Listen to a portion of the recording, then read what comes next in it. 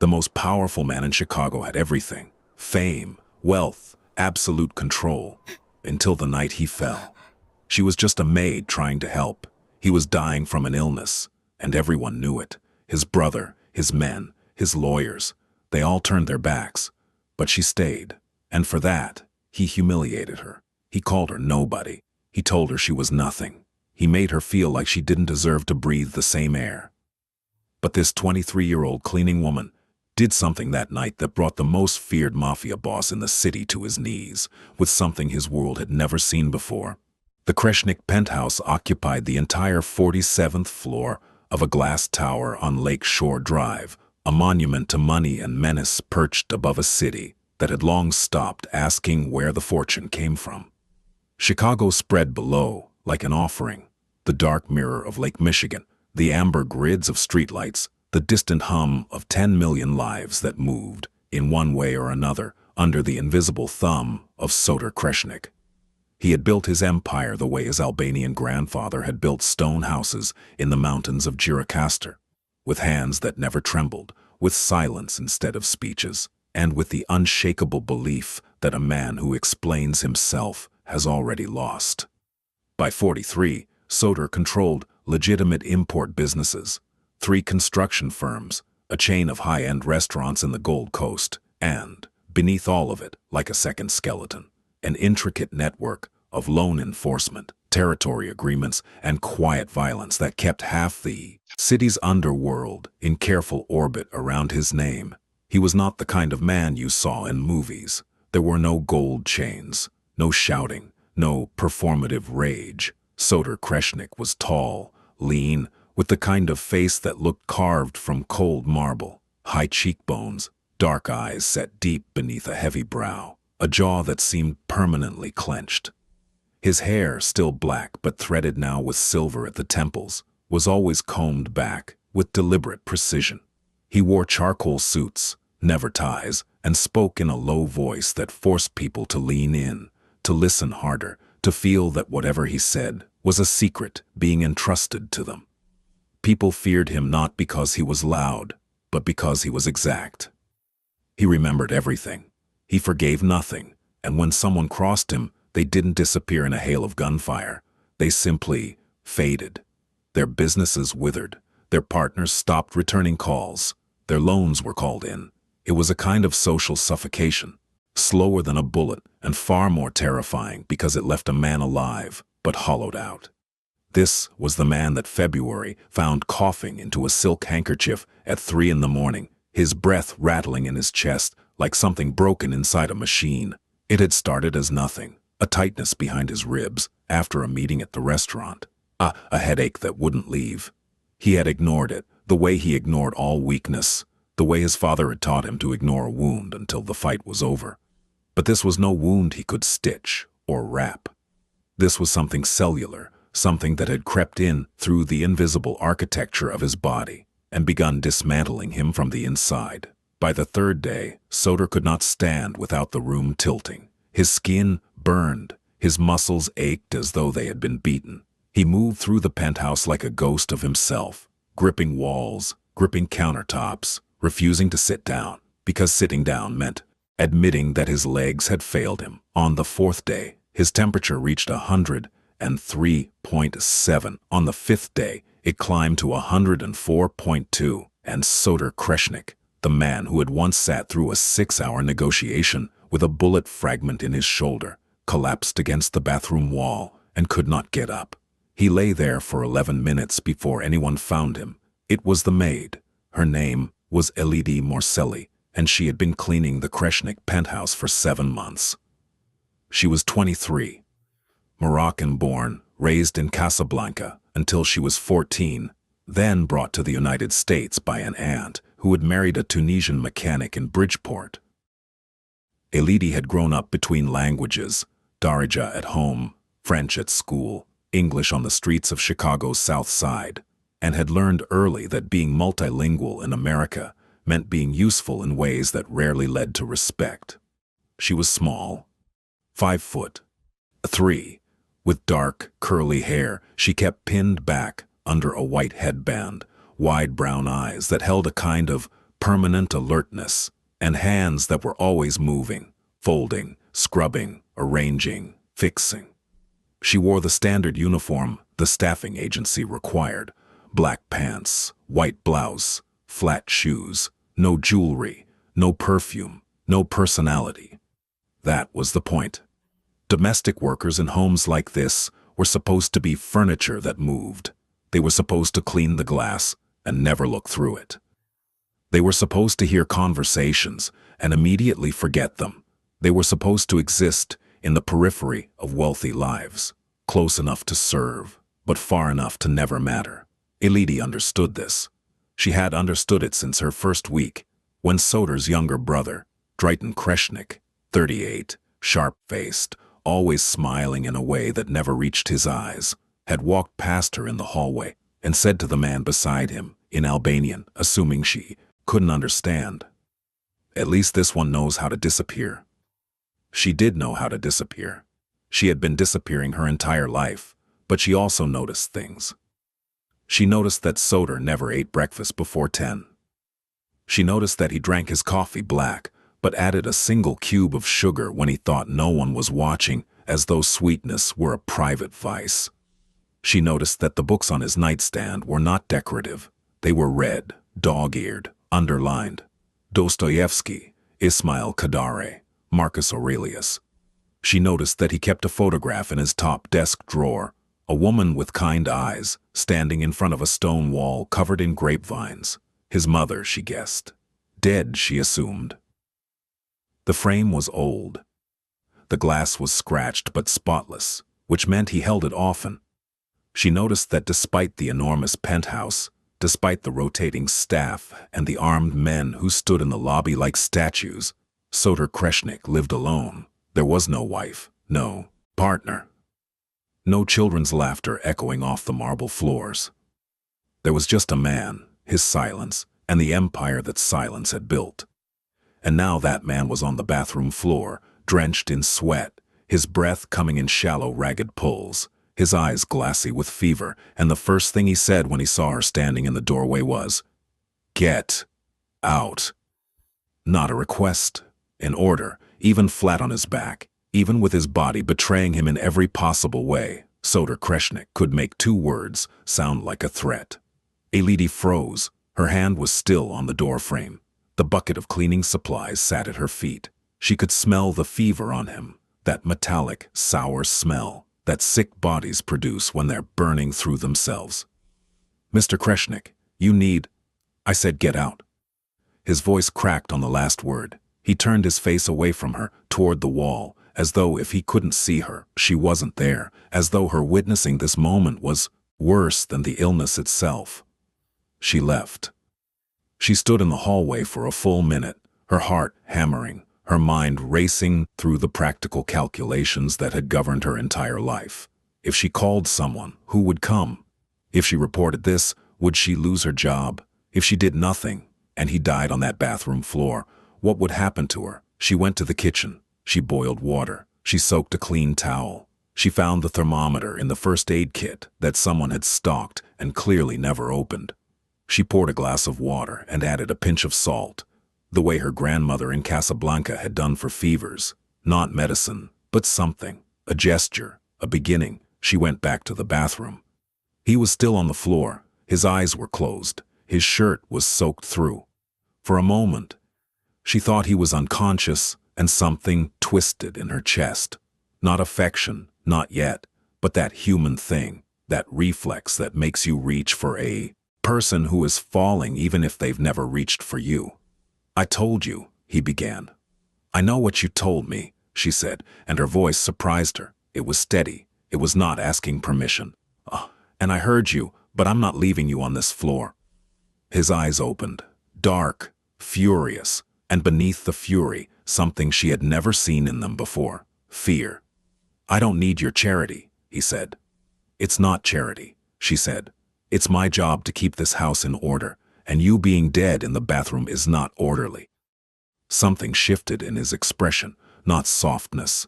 Soder Kreshnik did not do softness, but the faintest crack of surprise, as though her words had reached some part of him that his own defenses hadn't managed to wall off. He said nothing. She knelt beside him. She pressed the warm towel to his forehead. She held the glass of water to his lips and waited. He drank, not much, but he drank, and that was the first concession Soder Kreshnik had made to another human being in longer than either of them could remember. The word spread through the organization the way bad news always does, not through official channels, but through whispers, glances, the subtle recalibration of loyalty that happens when a king shows the first sign of mortality. Drayton Kreshnik learned of his brother's condition on the second day. He was at the restaurant on Rush Street, Epoch, the flagship, all dark wood and amber lighting. Sitting across from Genshin Dushku, Soder's longtime attorney and the only man who knew where every body was buried, both literally and metaphorically. "How bad?" Drayton asked, not looking up from his espresso. "Bad enough that he hasn't answered his phone in 36 hours, Genshin said. He was 61, bald, with the careful eyes of a man who had spent 4 decades watching powerful people destroy themselves. "I sent Dr. Militia. Soder refused to see him, told him through the intercom to leave." Drayton smiled. That flat, mechanical smile. "Of course he did." "This isn't a joke, Drayton." "I'm not laughing." Drayton set his cup down. "I'm calculating." And he was. Behind those sharp eyes, behind that carefully maintained veneer of fraternal concern, Drayton Kreshnik was running numbers. Not financial numbers, political ones. The calculus of succession, the arithmetic of opportunity. Drayton had always been the second son, always one step behind, always introduced as Soder's brother, never as Drayton, never as his own man. He had managed the construction side of the business, supervised the territory agreements on the west side, handled the relationships with the police contacts that kept operations smooth. He was competent, effective, and utterly invisible beside his brother's shadow. He had accepted this, or at least he had appeared to accept it, but acceptance and resignation are different animals, and Drayton had been waiting. Not plotting, not yet, but waiting, for the moment when the balance might shift. Now the balance was shifting. "What does the doctor think?" Drayton asked. Based on what little the staff described, could be severe pneumonia, could be something worse, some kind of systemic infection. Without proper examination, there's no way to know. "And he won't be examined." "No." Drayton was quiet for a long time. Then he said very softly, "Then we prepare for contingencies." Genshin stared at him. "Your brother is not dead, Drayton." "My brother is a man who won't see a doctor while his body is shutting down." "That's not strength, Genshin. That's a death wish wearing pride as a mask." He stood, straightened his jacket. "Move the Thursday meeting to the restaurant. I'll chair it. Tell the captains it's routine, just logistical while Soder rests." "And if Soder finds out?" "If Soder finds out, it means he's well enough to be angry. And if he's well enough to be angry, then none of this matters." He paused at the door. "But if he's not well enough, then it matters very much." Within 48 hours, Drayton had quietly repositioned himself at the center of the operation. The meetings moved to Epoch. The captains, men who had pledged their loyalty to Soder, began drifting into Drayton's orbit, not out of love, but out of the oldest instinct in any power structure. Follow the man who feeds you tomorrow, not the one who fed you yesterday. Phone calls to the penthouse went unanswered. Deliveries were left at the door by staff who had been told, by whom, no one was quite sure, that Mr. Kreshnik preferred not to be disturbed. The empire was not collapsing. It was being quietly, carefully, methodically rearranged. And on the 47th floor of the glass tower on Lakeshore Drive, Soder Kreshnik lay in his bed, burning with fever, and felt the silence closing in around him like water. Elite came every day. Not because she was told to. The staffing agency had reduced her schedule to twice a week, citing client preference, which she understood was code for nobody wants to deal with this. Not because she was paid extra. She wasn't. She came because when she closed her eyes at night in her small apartment in Pilsen, she could still see him on that bathroom floor, His face turned to the wall, his body shaking, and something in her refused to let that image go unanswered. She used her key card. She let herself in. She cleaned, she cooked, she checked on him. And every day, he made it harder.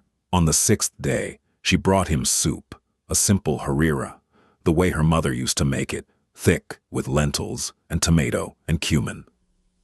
She set it on his nightstand. He looked at it, then at her, and said, "I didn't ask for this." "I know. Take it away." "No." His jaw tightened. Even in illness, even with his skin pale and his eyes ringed with dark circles, his anger was a physical thing. It filled the room, pressed against the walls, demanded space. "You think this makes you important," he said. "You think because you bring me soup, you become something? You're a cleaning woman. You're nobody. You don't get to decide what I eat." The words hit her like stones. She felt them land, in her chest, in her stomach, in that soft place where she kept the version of herself that still believed kindness was worth the cost. She said nothing. She turned. She walked to the door. Then she stopped. "The soup will be cold in an hour," she said without turning around. "If you eat it cold, it won't taste as good. But it'll still keep you alive. And I think, Mr. Kreshnik, that staying alive is more important than staying proud." She left. When she came back 2 hours later to retrieve the bowl, it was empty.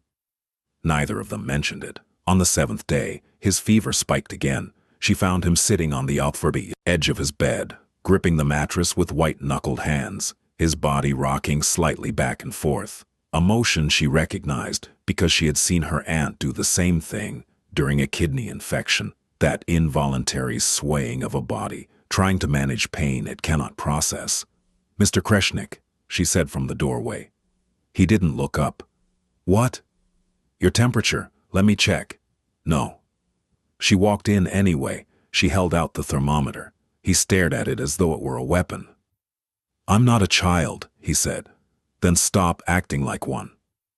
The words escaped before she could catch them. She heard them hang in the air between them, outrageous, insubordinate, the kind of thing that in his world would have consequences. He looked at her, really looked at her, not through her, not past her, at her. And in that look she saw something she hadn't expected, the faintest flicker of what might have been admiration, or maybe it was just exhaustion so deep that his defenses had holes in them. He took the thermometer, 104.1. "You need a doctor," she said. "I have a doctor. I don't want a doctor." Those are two different statements. He almost smiled. Almost. The corner of his mouth moved a fraction of an inch, then stopped, as though even his facial muscles had been trained against vulnerability. "Why are you here?" he asked, not angry now, genuinely confused. "The agency reduced your hours."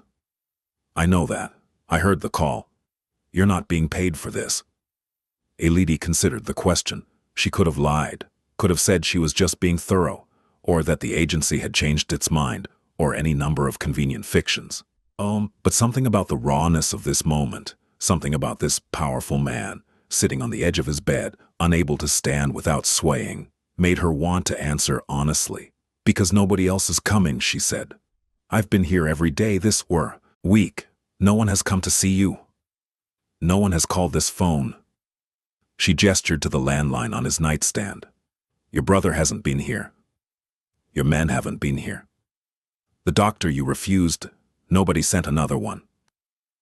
She watched the words register, watched them move across his face like a shadow.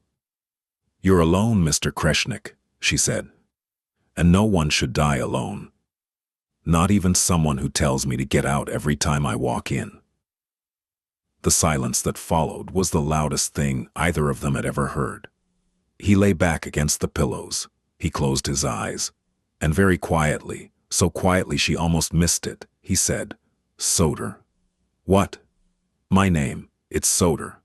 If you're going to insist on saving my life, you might as well use my actual name." It was not an apology. It was not kindness. But it was an opening, a crack in the stone wall he had spent 43 years building, and Elodie recognized it for what it was. Soda, she repeated. Eat the soup. I made extra. She brought the bowl. He ate, and for the first time since his fever began, someone sat in a chair beside his bed and stayed. It was a Tuesday, 2:17 in the morning. February had turned savage. The wind off the lake hammered against the tower's windows with a sound like muffled artillery, and the temperature outside had plunged to 7 degrees below zero. A lady had gone home at 9. She had left a thermos of broth on his nightstand, checked his temperature, 102.8, lower than the day before, a small mercy, and told him to drink the full thermos before sleeping. He had nodded, which was more cooperation than she had gotten in a week. At 1:45, her phone rang. It was the building's night security. A man named Theodore, Romanian, ex-military, the kind of man who kept a flashlight on his belt, even in well-lit hallways. He spoke in that flat, careful voice that people use when they are describing something they wish they hadn't seen.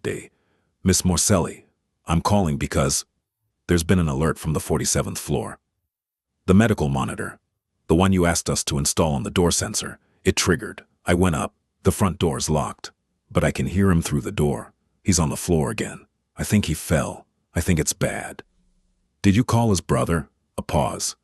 I called the number on the emergency list. Mr. Drayton Kreshnik's assistant answered. She said he's unavailable. Unavailable. That's what she said. Did you call anyone else on the list? I called 4 numbers, miss. 2 went to voicemail. 1 said he'd look into it. The last one, Mr. Dushku, the attorney, he said, and I'm quoting, handle it locally. We're managing the situation. Elodie sat in the dark of her apartment. She listened to the wind outside. She listened to the blood pounding in her ears. She thought of every cruel word Soder, Kreshnik, had said to her. She thought of the way he had turned his face to the wall rather than let her see him weak. She thought of the empty soup bowl. She thought of the way he had said his name, Soder, like he was handing her a key to a door he had kept locked his whole life. I'm coming, she said. She dressed in 3 minutes. She called an Uber. The ride from Pilsen to Lakeshore Drive took 14 minutes at that hour. No traffic, just empty streets glazed with ice and the distant red pulse of traffic lights changing for no one. She used her key card. She took the elevator to 47. She opened the door. The penthouse was dark, not the darkness of sleep, but the darkness of absence. Every light off, every curtain drawn, as though the apartment itself had given up. She found him in the hallway between the bedroom and the bathroom. He was on his side, his cheek pressed against the cold marble floor, his body curled in on itself. His breathing, was wrong. Too fast, too shallow, with a wet, crackling sound on each exhale that she recognized from her aunt's illness. The sound of lungs that were filling. Soder. She dropped to her knees beside him. Her hand went to his forehead. The heat was immense, not the steady burn of the previous days, but something spiking, something desperate. His skin was the color of ash. His lips were dry, cracked, almost blue at the edges. His eyes opened, barely. He looked at her as though from a great distance, as though he were already somewhere else, and she was a figure on a shore he was drifting away from. You came back, he whispered. I told you, no one should die alone. Everyone dies alone. His voice was barely a sound. That's the only honest thing about it. Not tonight, she said. She moved with the focused efficiency of someone who has been preparing for a crisis without knowing it. She pulled blankets from the bedroom and wrapped him where Heathcote lay, knowing that moving him alone was too risky. His body was too heavy, too fragile, and the wrong kind of fall could break something that was already on the verge of breaking. She elevated his head with pillows. She brought water and held it to his lips, tilting the glass slowly, the way nurses do, the way her grandmother had done for her grandfather in the last months. He drank in small, reluctant sips, his throat working painfully. Then she made a phone call that would, in retrospect, change everything. She did not call Drayton. She did not call Genshin Dushku. She did not call anyone on the emergency list that had already failed him. She called Dr. Irfan Hadjic. Dr. Hadjic was 64 years old, Bosnian-born, a former field surgeon who had worked through the siege of Sarajevo and had later rebuilt his practice in Chicago's Albany Park neighborhood. He treated the immigrant community, the people who couldn't go to hospitals because of their papers, the people who paid in cash and asked no questions. He was not part of Soder's world. He had no connections to the organization. He owed nothing to anyone, and that was exactly why Elidi trusted him. She had met him 2 years ago, when her aunt's husband had fallen at the shop and needed stitches but was terrified of the hospital.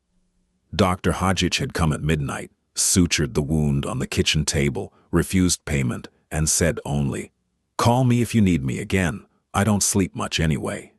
He answered on the second ring, "Dr. Hadjic, it's Elidi Morselli." "The niece, I remember. What happened?" "I have a man. 43. High fever for over a week, possibly higher than 104 tonight. Wet cough, crackling in the lungs. He collapsed. He's conscious but barely. He refuses hospitals." A pause. "Refuses or can't?" "Both." "Address?" She gave it. She heard him moving already. Keys, a door, the sound of a car starting. 30 minutes, he said. "Keep him warm. Keep him awake. If he stops breathing, call 911. Pride won't matter then." She hung up. She turned back to Soder. His eyes were closed again. His breathing labored, each inhale a small battle. "Soder, stay with me." "Tired," he murmured. "I know, but you don't get to quit. Not yet." "Why not?" It wasn't a question. It was the voice of a man who had surveyed his life from the floor of his own hallway and found it insufficient. "Because you haven't finished your soup," she said, and incredibly, impossibly, the corner of his mouth twitched. Dr. Hadjic arrived in 26 minutes. He was a lean man with wire-rimmed glasses and the unflappable manner of someone who had treated gunshot wounds by candlelight. He examined Soder on the hallway floor with the kind of gentle efficiency that made the enormous penthouse feel, for a moment, like a field hospital. His diagnosis was grim but precise. Bilateral pneumonia. Severe. He's also showing signs of sepsis. The infection has likely entered the bloodstream. His blood pressure is low. His oxygen saturation is dropping. He needs IV antibiotics, fluids, and monitoring. If I had proper equipment, I'd want a chest x-ray, but we work with what we have. Can you treat him here? I can stabilize him. I can start IV antibiotics. I can monitor his vitals through the night. But I'll be honest with you, Miss Morselli. If he doesn't respond to treatment in the next 12 to 18 hours, he needs a hospital." No negotiation. Elidi looked at Soder. He was watching her, not the doctor, her, with those dark, fever-bright eyes. Waiting. Trusting her to make the decision because he no longer trusted himself to make it.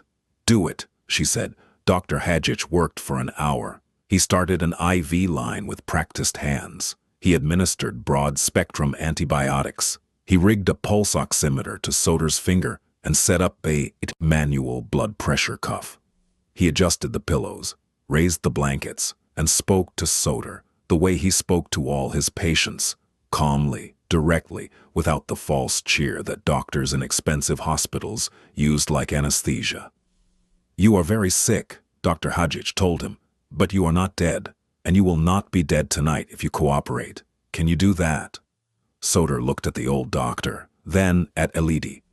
"Apparently," he said hoarsely, "I don't have a choice." "You always have a choice," Dr. Hadjic said. "Uta, tonight you're choosing to live.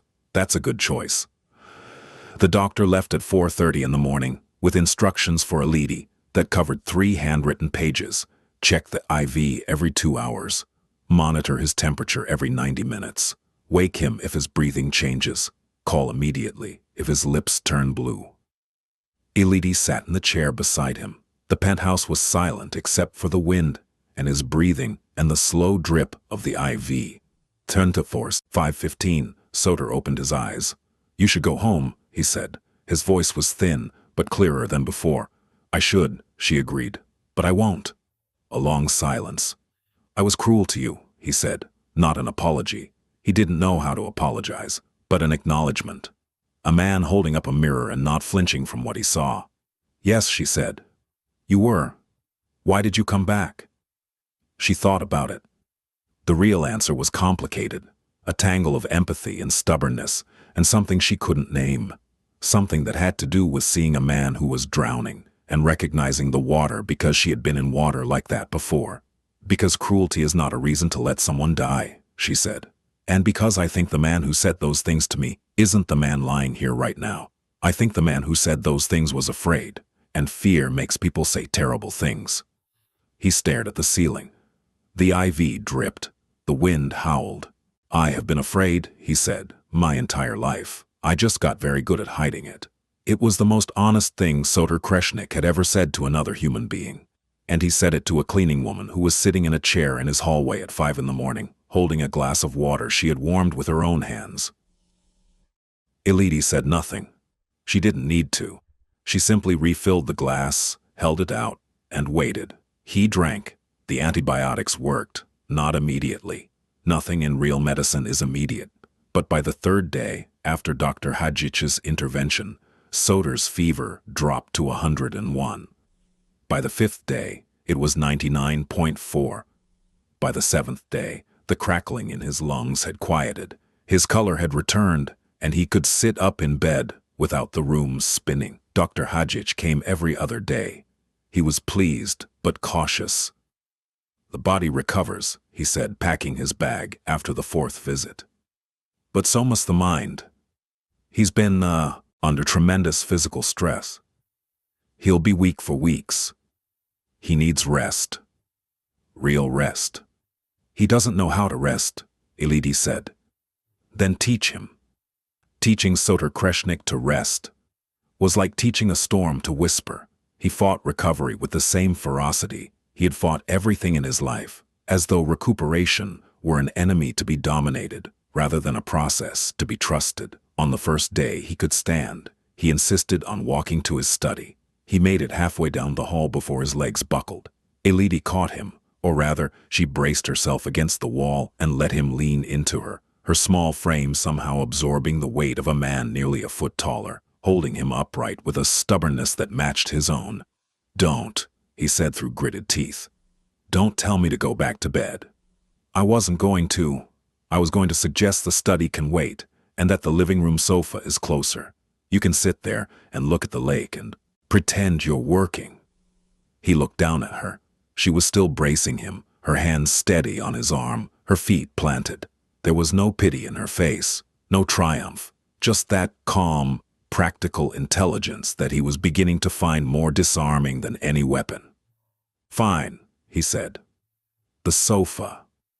She helped him to the living room. She brought his laptop, his phone, a glass of water. She went back to cleaning, because she was still, nominally, the maid, and the penthouse had accumulated a week's worth of dust and neglect. But something had changed in the geometry of their interactions. He no longer dismissed her when she entered a room. He no longer turned his face away. Instead, he would watch her, not staring, not leering, but observing the way she moved through spaces, the efficiency of her hands, the way she straightened a cushion or aligned a stack of books, with the same unconscious precision he brought to a negotiation. One afternoon, while she was wiping down the kitchen island, he said from the sofa, "You read." She looked up. "What?" "The other day, I saw you looking at the bookshelf in my study, not just looking, reading the spines. You tilted your head the way people do when they're deciding whether to pick something up." She felt a flush creep up her neck. "I'm sorry. I shouldn't have, I'm not accusing you. I'm asking." He paused. "What do you read?" It was such an unexpected question. This feared man, this lord of violence and silence, asking his maid what books she liked, that Elodie almost laughed, almost.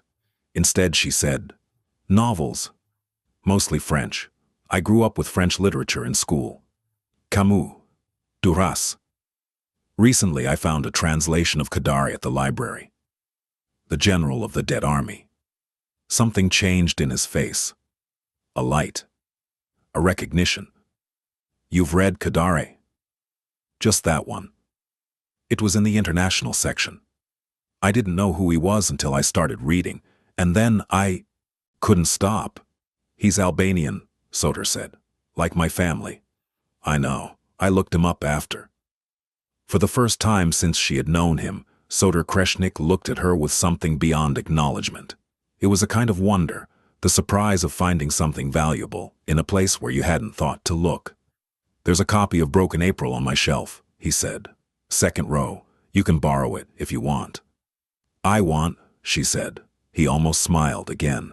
This time, the corner of his mouth moved a full quarter-inch. The days settled into a rhythm. She would arrive in the morning, still technically cleaning, still technically invisible, and the line between her duties and her presence began to blur. She cleaned, yes, she cooked, yes. But she also sat with him during the long afternoons, when the lake turned silver and the silence of the penthouse pressed in like a weight. And they talked, not much at first. He was not a man who talked easily, and he told her about Albania. He told her about Albania, about his grandfather's village, about the code of honor that had governed his family for generations. The Besa, the sworn word, the idea that a man's promise was more binding than any contract. He told her about coming to America at 12, about the shock of a country that valued noise over substance, about how he had learned to survive by becoming the quietest person in every room. She told him about Casablanca, about the Medina's narrow streets, the smell of orange blossoms and diesel, the way the call to prayer had been the rhythm of her childhood, about her mother, who had died when she was 10. Breast cancer, caught too late because they couldn't afford the tests that would have caught it early, about her aunt, who had brought her to Chicago and given her a life she hadn't asked for, but had learned to build within. "You lost your mother young," he said one afternoon. His voice was careful, as though he were handling something fragile. "I did. I lost mine when I was 30. Stroke, fast. I was in a meeting when it happened. By the time I got to the hospital, she was gone." He paused. "I have never forgiven myself for being in a meeting." "You couldn't have known." "No, but I should have been the kind of man who wasn't always in meetings." He looked at his hands. Large hands, scarred at the knuckles, hands that had done things he would never tell her. "I should have been the kind of man who was present. Instead, I built an empire that required my absence from everything that mattered." Elidi said nothing for a long time. Then, "You could become that man now." He looked at her. "Now? Why not? You're recovering. You're in a room with books and a lake, and no one asking you to be anything. When was the last time you had that?" He thought about it. "Never," he said. "I've never had that." "Then have it now." It was such a simple invitation, such a small, human thing, but it landed in Soter Kreshnik, like a stone dropping into a well he hadn't known was there, deep, dark, and unexpectedly full. Drayton came on a Thursday. 2 weeks had passed since the crisis night, and Soter was strong enough to stand, to walk, to speak without the rasp of fever in his throat. He was not yet the man he had been. The illness had carved away 10 pounds from his frame, and there were shadows under his eyes that hadn't been there before, but the core of him, that granite center, had returned, diminished perhaps, but intact. Elidi was in the kitchen when the elevator opened, and Drayton walked in, flanked by 2 men she didn't recognize, not the usual security detail, but new faces, hard faces, men who had been chosen for their loyalty to a different Kreshnik. "Brother," Drayton said, spreading his arms in a gesture of warmth that had the temperature of a November lake. "You look better than I feared." Soter was standing at the living room window, his back to the room. He did not turn around. "How would you know what to fear? You haven't been here. I was told you wanted privacy." "By whom?" A pause. Drayton's smile flickered, then stabilized. "By your people, your staff. They said you were resting, that you preferred." "My people." Soter turned now, slowly, and Elidi saw Drayton's expression shift. A micro-adjustment. The the kind only a trained observer would catch. But fear. Drayton was afraid, not of the illness, not of the weakness, of the fact that his brother was still standing. My people didn't call back when the building security reported I was unconscious on the floor. My people moved the business meetings to your restaurant. My people stopped coming. He took a step forward. Were you waiting for me to die, Drayton? That's a disgusting thing to say. Then disgust me with your answer. The room was a held breath. The two men behind Drayton shifted, uncertain. Elodie stood frozen in the kitchen doorway, a dish towel in her hand, invisible the way she had trained herself to be, but hearing everything, registering every word the way she always had. Drayton's eyes moved to her, locked. Something cold passed through his expression. Calculation, reassessment, threat. Perhaps, Drayton said, his voice dropping, we should discuss this privately, without the help. She stays, Soder said. Drayton blinked. She's a cleaning woman. She was the only person in this building who cared whether I lived or died. So she stays and you explain yourself. Something ugly moved beneath Drayton's careful surface. He straightened, adjusted his cufflinks, smiled that hollow smile. Fine. You want to know what happened? I'll tell you. You were sick. You refused help. You refused doctors. You refused your own brother. So I did what any responsible man would do. I kept the business running. I met with the captains. I honored our agreements. I made sure that while you were lying in your bed, choosing pride over survival, the entire operation didn't collapse. You moved to replace me. I moved to protect what you built. There's a difference. The difference, Soder said, and his voice was quiet now, quieter than Drayton had ever heard it, which meant it was at its most dangerous, is that you didn't call, not once, not to ask if I was alive, not to send a doctor, not to check on your own blood. You calculated the odds, Drayton. You decided I was more useful dead, and you began building a world without me in it. Drayton said nothing. For once, the smile was gone. Do you deny it? A long silence. Then Drayton said very carefully, I deny nothing. I prepared for the worst. That is what survivors do. Survivors, Soder repeated the word like it, was something he'd found at the bottom of a glass. Our grandfather used a different word. He called it betrayal. Drayton's composure finally cracked. Color rushed into his face. His voice rose. You want to talk about betrayal? You who kept me in your shadow for 20 years. You who never once said my name in a room without saying yours first. I built half of what we have. The construction, the west side, the police contacts. And you treated me like hired help. His eyes shot to Elodie. Speaking of hired help, how convenient. The great Soder Kreshnik, humbled by illness, nursed back to health by the maid. How touching, how strategic. Careful, Soder said. Oh, I'm being careful. I'm being very careful. Because I've seen this before, brother. A powerful man gets weak. A pretty young woman sees an opportunity. She makes herself indispensable. She makes herself trusted. And before you know it, she's not cleaning the floors anymore. She's sitting at the table. He turned to Elodie. His eyes were flat, reptilian. How much did you think this was worth? The sick man, the empty penthouse, the intimate little nights of soup and pillow fluffing? What's the price tag on that performance? The silence that followed was not empty. It was full of violence, full of history, full of the centuries-old weight of men who had used power to strip others of their dignity.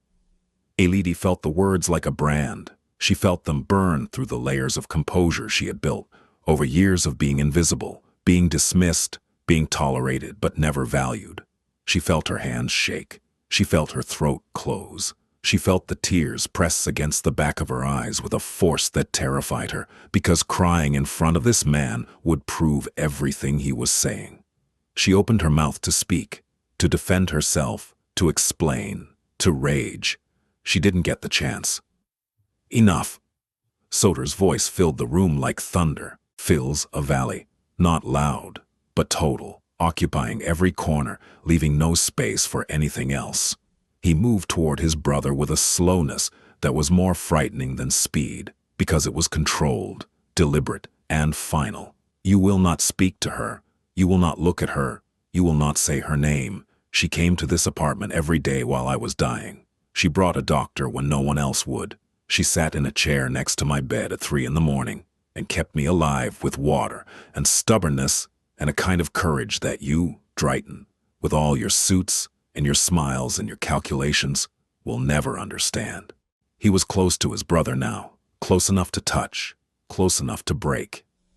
She asked for nothing, not money, not protection, not status, nothing.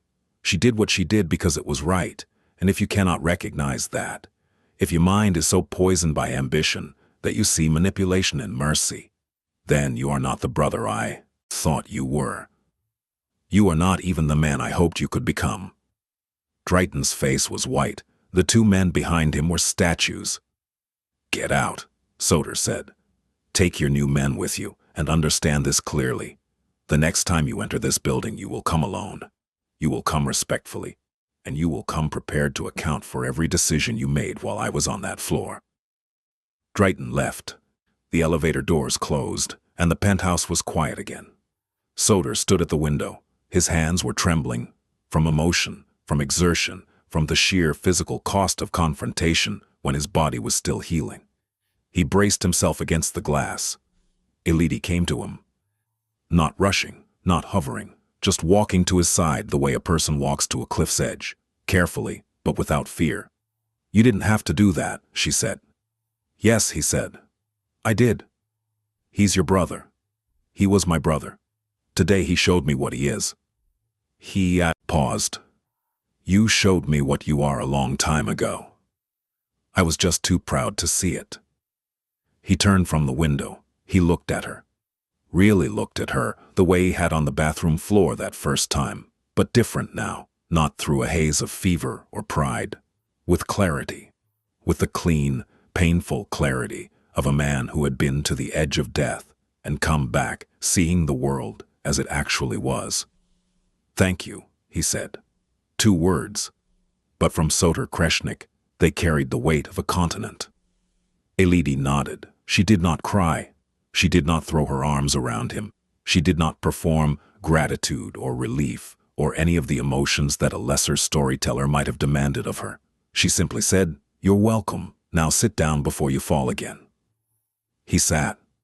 What Drayton did not know, what no one knew except Elodie and a dead phone battery, was that on the night of the crisis, while Dr. Hadjic worked on Soder and Elodie monitored his breathing, she had done something else. She had not planned it. She was not a strategist. She was not a player in the games of powerful men. But she was observant, pathologically, survival necessarily observant. And in the weeks of cleaning Soder's penthouse, she had noticed things. She had noticed that Soder kept a safe in his study, not the wall safe that everyone knew about. The obvious one behind the painting, the one that held cash and a weapon and the kind of documents that men like Soder kept as insurance. No. She had noticed a second safe, a floor safe, hidden beneath a section of hardwood that was slightly different in color from the surrounding planks, positioned under the desk in a way that you would only see it if you were on your hands and knees cleaning the baseboards. Which she was, every Tuesday. She didn't know the combination. She didn't know what was inside. But she had noticed something else. On the night Soder collapsed, his desk was in disarray. Unusual for a man who kept his environment as controlled as his empire. Papers were scattered. His laptop was open to an email. And beside the laptop, on a yellow legal pad in Soder's precise handwriting, was a list. Transfer of authority documents. Power of attorney revocable. Operating agreements, 3 LLCs. Bank signatory changes. Below the list, underlined twice, do not sign. DK cannot have access. DK, Drayton Kreshnik. Elodie understood. She understood with the quick, sharp comprehension of someone who had grown up watching power dynamics in small spaces, in crowded apartments, in neighborhoods where a landlord's signature could evict a family, where paperwork was a weapon as lethal as any gun. Soder had been preparing to protect himself. He had been gathering the documents that Drayton would need to formally take control of the legitimate businesses, the ones that laundered the money, that provided the legal infrastructure for everything beneath, and, he had been keeping those documents out of Drayton's reach, but now Soder was unconscious, and those documents were on his desk, unsecured, in an apartment that Drayton had a key card to enter. Elodie had 30 seconds of decision-making. The doctor was stabilizing Soder. The IV was in. The building was quiet, and somewhere in the city, Drayton Kreshnik was doing the math of succession. She gathered the papers. She photographed them with her phone. Every page, every signature line, every clause. Then she put the originals back on the desk, exactly as they had been, and returned to Soder's side. The photographs sat on her phone for 2 weeks, silent, waiting, when Soder was well enough to return to his study. The day after Drayton's visit, in fact, he went to his desk and froze. Elodie was in the kitchen. She heard the silence change. There are different kinds of silence in a home. The silence of absence, the silence of concentration, the silence of sleep. This was the silence of alarm. She walked to the study doorway. Soder was standing at his desk, staring at the papers. His face was carved stone. "These were moved," he said. "They were on your desk the night you collapsed," Elodie said. He looked at her sharply. "You saw them." "I saw them. I didn't read them in detail, but I saw the note, the one about the transfer documents." His jaw tightened. "What did you do?" She took out her phone. She opened the photo album. She held it out to him. "I photographed everything, every page, in case someone came while you were unconscious and took the originals or altered them. I didn't know what they meant exactly, but I knew they mattered, and I knew you wouldn't want someone else to have them." He scrolled through the photographs, slowly. His expression moved through a sequence she could track: surprise, suspicion, verification, understanding, and then, finally, unmistakably, something that looked, like gratitude so deep it bordered on grief. "These are the operating agreements for the 3 holding companies that control the construction firms," he said quietly. "If Drayton had gotten his hands on these and had them signed by a notary while I was incapacitated, he could have legally restructured the ownership. He could have locked me out of my own businesses." "I know," Elodie said. "I mean, I didn't know exactly, but I understood the shape of it." "The shape of it." He repeated her words, and there was something in his voice she hadn't heard before. Awe. A man who had spent his life surrounded by soldiers and strategists, staring at a 23-year-old maid who had instinctively done what none of them had thought to do. "Why?" he asked. "You could have ignored it. You could have let him take whatever he wanted. It's not your fight." Elodie considered the question the way she considered all important questions, carefully, without hurry. "Because you were helpless," she said. "And taking from someone who is helpless is the worst kind of theft. It doesn't matter who you are or what you've done. No one deserves to be robbed while they're dying." "Oh." He set the phone down on the desk. He pressed his palms flat against the surface, steadying himself, not physically this time, but emotionally, anchoring himself against the current of something he did not know how to feel. "You're remarkable," he said. "And I don't say that to people. I know you don't. What do you want, Elodie? For this? For everything? What can I give you?" And here it was. The moment that would define her in his world. The question that every person in Soder Kreshnik's orbit eventually faced. "What is your price?" "Nothing," she said. He stared at her. "Nothing. Nothing. I didn't do it for payment. I didn't do it for position. I didn't do it so that you would owe me." She held his gaze with a steadiness that startled them both. "I did it because it was the right thing to do, and if you try to pay me for doing the right thing, you'll cheapen it, and you'll cheapen me." The silence that followed was vast, oceanic, the kind of silence that falls after a truth so clean and so complete that there is nothing left to add to it. Soder Kreshnik, who had bought loyalty, who had purchased compliance, who had traded in debts and obligations his entire life, stood in his study and faced a woman who could not be bought. Not because she was naive, not because she didn't understand the value of what she had done, but because she had decided, deliberately, consciously, firmly, that her integrity was worth more than anything he could offer. He didn't know what to do with that. He had no framework for it. It was like being handed a color he had never seen before and being asked to describe it. "All right," he said very quietly. "Nothing it is." But his eyes, when he looked at her, said everything Fatih's or words could not. The reckoning came 3 weeks later. Soder had recovered enough to reassert himself. Not fully, not with the effortless physical dominance of before, but with something that might have been more formidable. The cold, deliberate precision of a man who had seen the truth of every relationship in his life and was now operating without illusions. He called a meeting. Not at Epic, at the penthouse. His territory. His altitude. The men came, the captains, the attorneys, the financial managers, the men who move the money and the men who move the bodies. Drayton came too, though he had to be summoned twice, which told Soder everything he needed to know about the state of his brother's conscience. Elodie was not invited to the meeting. She was, in fact, asked to take the day off. She refused. "I'll be in the kitchen," she told Soder that morning. "I have cleaning to do." He looked at her. He understood what she was doing. She was, choosing to be present. Not as a participant, but as a witness. She was refusing to be erased from the story simply because powerful men were about to have a powerful conversation. "The kitchen," he said. "Fine." The meeting lasted 4 hours. From the kitchen, through the careful acoustics of the penthouse, Elodie heard fragments. She heard Soder's voice, low, controlled, devastating.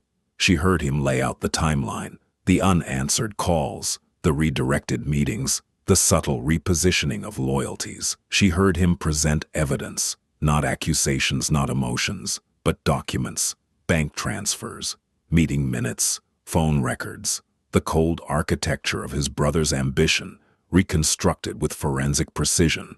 She heard Drayton's defense, heard it rise in pitch, in desperation, in the ugly cadence of a man whose carefully constructed narrative was being dismantled in front of the only audience that mattered. She heard the captain's silence, the most telling sound of all, the silence of men who were choosing sides by not speaking. She did not hear the outcome. She did not need to. When the men filed out of the penthouse 4 hours later, some pale, some shaken, all carrying the look of men who had witnessed a power restructure and were recalculating their own positions, Drayton was not among them. He had left an hour earlier, alone. Soder found Elodie in the kitchen, cleaning the same countertop she had been cleaning for 30 minutes. "It's done," he said. "Iffy, what's done?" "Drayton has been removed from all operational roles. He retains his personal assets. I'm not going to impoverish my own brother. But he has no authority, no access, and no seat at any table in this organization." He paused. "He'll keep the apartment in Lincoln Park. He'll keep his cars. He'll keep his dignity or whatever's left of it. But he is finished." "Is that enough?" she asked, not challenging, genuinely asking. "It's more than he deserves. And less than he fears." He leaned against the kitchen island. "I also made changes to the operating agreements. New signatory requirements. New succession protocols. If anything happens to me, control doesn't default to family. It defaults to a trust administered by Gentian and 2 independent attorneys." "Smart." "No. Overdue." He was quiet for a moment. Then, "I told them about the photographs." Elodie's hands stopped moving. "You told them?" "Not everything. Not who took them. Just that the documents were secured during my illness by someone I trust. That the evidence of any attempt to alter them would be prosecutable." "You didn't use my name." "No. You told me once that you didn't want to be part of this world." "I'm respecting that." She resumed cleaning. He watched her. "But they'll figure it out," she said. "They're not stupid." "No, they're not. But by the time they do, it won't matter. Because anyone who touches, you will answer to me. And everyone in that room today understands exactly what that means." It was not a romantic declaration. It was not a promise of love or devotion. It was something more fundamental, a rewriting of the rules. In Soder Kreshnik's world, Protection was currency. It was the highest form of respect. And he had just extended it, publicly and irrevocably, to a woman who cleaned his floors. "I don't need protection," Elodie said. "I know, you've proven that, but you have it anyway. Consider it the one thing I'm giving you that you can't refuse." She looked at him. He looked at her. The kitchen smelled of lemon cleaner and the faint trace of his cologne, something dark, something woodsy, something that had become as familiar to her as the sound of her own breathing. "Okay," she said, "but I'm still going to clean your bathroom, and you're still going to leave wet towels on the floor, and I'm still going to be annoyed about it." The sound that came from Soter Kreshnik's throat was something no one in his organization had ever heard. He laughed. It was brief, startled, almost involuntary. The laugh of a man rediscovering a reflex he had forgotten he possessed. But it was real, and Elodie, standing in his kitchen with a sponge in her hand, felt something shift inside her own chest. A warmth, a loosening, the sensation of a door opening in a room she had kept locked for reasons she was only now beginning to question. Spring came to Chicago the way it always does, grudgingly, with false starts and sudden retreats. The lake still iron gray, but the air carrying the faint promise of warmth. By April, Soter was fully recovered. His body had returned to itself. The leanness, the controlled physicality, the way he occupied space as though it owed him something, but the illness had left marks that were not physical. He moved differently now, not slower, more aware. He paused before entering rooms. He looked at people when they spoke, instead of past them. He asked questions that had no strategic value. He said please to the doorman, which sent a ripple of bewildered concern through the building staff, who assumed he was either testing them or dying again. He was neither. He was changing, slowly, imperfectly, with the awkwardness of a man learning a language he should have learned as a child, but changing. And the catalyst was obvious to everyone who saw them together. Elodie still came to the penthouse. Still cleaned, still cooked, but now she also stayed for dinner sometimes, sitting across from him at the long dining table that had never held more than one plate.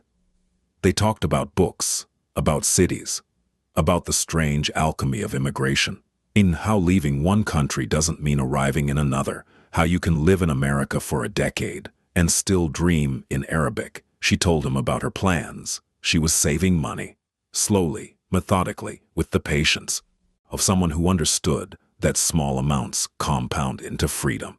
She wanted to go back to school, study public health. She had seen too many people in her community, immigrants, undocumented, uninsured, suffer from conditions that were treatable, preventable, survivable, if only someone had intervened sooner. "Like what you did for me," he said one evening, the words coming out before he could stop them. She looked at him. That was different. Was it? She thought about it. "No," she admitted. "I suppose it wasn't." It was that evening that he made his offer. He did it carefully because he had learned from her, from the illness, from the long nights of silence and self-examination, that how you offer something matters as much as what you offer. "I want to fund your education," he said. "Full tuition. Whatever program you choose, no conditions, no strings. A scholarship, if you want to call it that. Administered through a foundation, not through me personally. You'd never have to see me or speak to me again if that's what you wanted." Elodie set down her fork. "That's a lot of money. It's money I have and you need. The math is simple." "The math isn't simple, Soter, not between us." He knew what she meant. The imbalance, the power differential, the fact that accepting money from a man like him, regardless of intention, would transform their relationship from whatever fragile, honest thing it was into something transactional. "I know what you're thinking," he said, "and I understand it, but I need you to understand something too. What you did for me, not just the nursing, not just the documents, what you did was show me that a person could act out of goodness. Not strategy, not self-interest. Goodness. I didn't know that was real. I thought it was something people performed to get what they wanted. You showed me I was wrong." He leaned forward, and she saw in his eyes the same intensity she had seen the first day on the bathroom floor, but different. Not the intensity of a cornered animal. The intensity of a man trying to be better than he was. "Letting me fund your education would not be accepting charity. It would be allowing me to do something good. Something that isn't strategic. Something that isn't about power. You would be giving me the chance to act the way you act, because it's right." The silence hummed between them. "No," she said. He blinked. "No. No. Not because I don't appreciate it, and not because I don't believe you mean it, but because I need to do this myself. I need to know that what I build is mine. Built by me, with my hands, and my money, and my time. The way I've built everything in my life." She met his eyes. "You understand that. You built everything in your life the same way." He sat back. He looked at her as though she had just defeated him in a game he hadn't known they were playing. "You're refusing a fortune," he said. Not angry, awed. "I'm refusing dependence. There's a difference." And there it was, the thing that shocked them all, not a dramatic revelation, not a courtroom scene or a boardroom confrontation, just a 23-year-old woman sitting across from one of the most powerful men in Chicago, looking him in the eye and saying no, not out of spite or pride, but out of the unshakable belief that her dignity was not for sale at any price. Drayton had said she was an opportunist. The captains had whispered that she was positioning herself. The world, his world, operated on the assumption that everyone had a price, that every act of kindness was a down payment on a future favor. Elodie Morcelli had no price, and in refusing to name one, she became the most powerful person in the room. Soder looked at her for a long time. Then he nodded. "All right," he said. "Then let me ask you something else, something with no money attached. Ask. Stay for dinner tomorrow." "I'm here for dinner now." "I mean, not as the maid, not as the woman who cleans my house, as someone I want to sit across from, as someone I want to talk to." He paused, and for the first time in their entire acquaintance, Soder Kreshnik looked uncertain. "As someone I'm asking, not telling, asking." The distance between them, the marble countertop, the crystal glasses, the vast difference of their worlds, seemed to collapse into something small and intimate, like a letter folded and passed under a door. "Yes," she said. "Tomorrow." Tomorrow. And neither of them mentioned that when she left that night, his hand had brushed hers at the door, and both of them had felt it. That current, that terrifying charge, and neither of them had pulled away. The changes came gradually, the way all true transformations do, not in a single dramatic gesture, but in 1,000 small decisions, each one building on the last, each one a brick in a structure that was being built without blueprints. Soder restructured the businesses, not overnight. He was too strategic for that. But steadily, methodically, with the same precision he had once applied to darker operations. The construction firms became fully legitimate, their contracts audited and transparent. The restaurants expanded into neighborhoods that needed investment, not extraction. The loan enforcement operations were wound down, replaced by a community lending fund. Genshin Dushku nearly had a stroke when he saw the proposal that offered low-interest loans to small business owners in immigrant communities. "You've lost your mind," Genshin said. "I've found it," Soder replied, "for the first time." The captains grumbled. Some left, attracted to organizations that still operated the old way. Soder let them go without retaliation, which was itself a revolution. In his world, departure was usually handled with far more permanent methods. Others stayed. They stayed because they sensed, in Soder's transformation, something they had been hungering for without knowing it. The possibility that a man could be powerful without being predatory. That strength could mean building rather than breaking. That the code of the Besa, the sworn word, the sacred promise, could apply not just to business agreements, but to a way of living.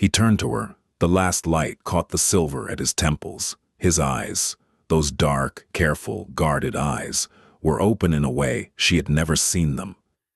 Vulnerable, afraid, and utterly, completely certain. "I'm asking you to let me love you," he said. "Not the way I've done everything else, with control and strategy and contingency plans, but the way you taught me, with honesty, with patience, without guarantees." The wind came off the lake, carrying the smell of water and the distant sound of the city. Somewhere below, a car horn sounded. Somewhere above, a plane traced a white line across the darkening sky. Elidi reached out and took his hand. Not the way a woman takes a powerful man's hand, tentatively, adoringly, looking up, but the way an equal takes the hand of another equal, firmly, calmly, looking straight ahead, facing the same horizon. "Okay," she said, "but I'm still not letting you pay my tuition." He laughed, that real, startled, human laugh that she had drawn from him like water from a stone. "I wouldn't dare," he said, and they sat there, on the 47th floor, above a city that had shaped them both in different ways, holding hands in the dusk, two people who had found each other, not through luck or destiny, but through the oldest, simplest, most radical act in the human repertoire. One person choosing to stay when everyone else had left. That was what she did, that shocked them all. Not a dramatic gesture, not a strategic move, not a play for power, or money, or protection. She stayed, and in staying she changed everything. The community health clinic on West Devon Avenue opened on a Tuesday in March, in a renovated building that had once been a failed laundromat. It was not large, it was not glamorous. It had second-hand furniture in the waiting room, a donated X-ray machine that Dr. Hodgich had sourced from a hospital in Milwaukee, and a hand-painted sign that read, in English, Spanish, and Arabic, "Care for all, payment optional." The funding came from the Kreshnik Foundation, the legitimate charitable arm that Soder had established 6 months earlier, structured so carefully that Genshin Dushku had described it, grudgingly, as the most legally airtight act of philanthropy I've ever witnessed. The clinic served immigrants, undocumented workers, and anyone who fell through the cracks of a healthcare system designed for people with insurance and addresses.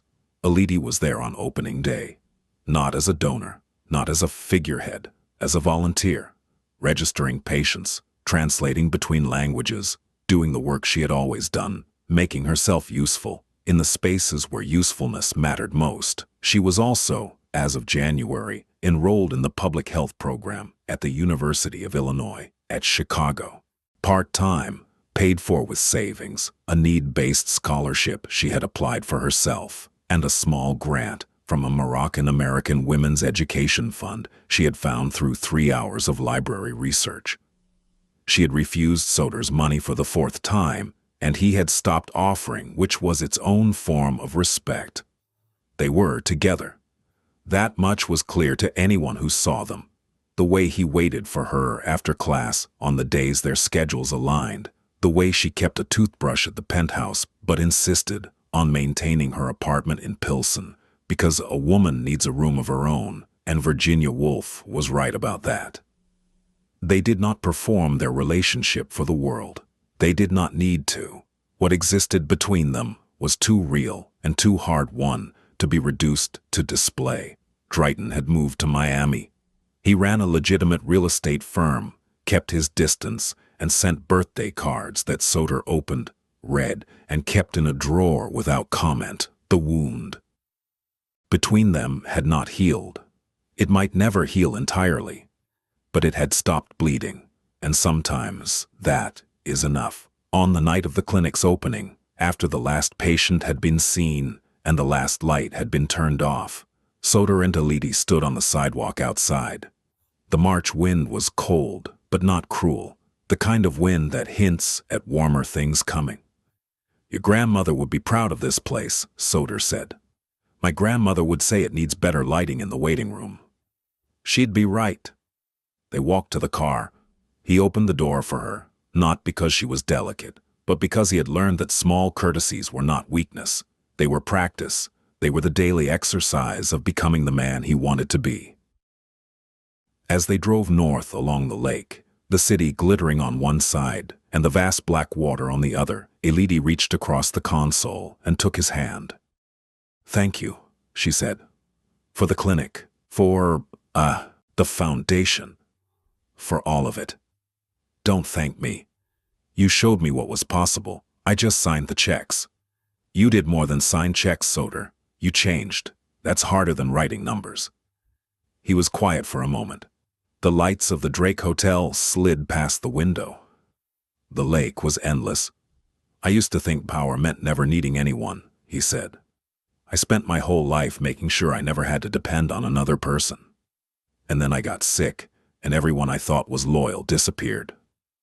And the one person who stayed, the one person who had every reason to leave, was someone I had treated like she was invisible." He looked at her. Those dark eyes, still guarded, still cautious, but with windows now. With light. "You weren't invisible, Elodie. You were the only real thing in my life. I was just too blind to see it." She squeezed his hand. "I know," she said. "But you see it now, and that's what matters." The car moved through the city. The night was cold and clear and full of the kind of promise that only exists when two people have earned their way to each other through pain and patience and the stubborn refusal to be less than what they are. Soder Kreshnik had been a king of fear. He had ruled through silence and control and the careful administration of power. Now he was something more difficult, something braver. He was a man learning to be human, and beside him, neither above nor below, but exactly where she had always insisted on being, was the woman who had taught him how, the maid who stayed, the woman who changed everything, not with a weapon, not with a strategy, not with money or manipulation or any of the currencies his world understood, with mercy, with courage, with the radical, terrifying, world-altering act of giving a damn about someone who hadn't earned it yet, and believing, against all evidence, that he could. And he did.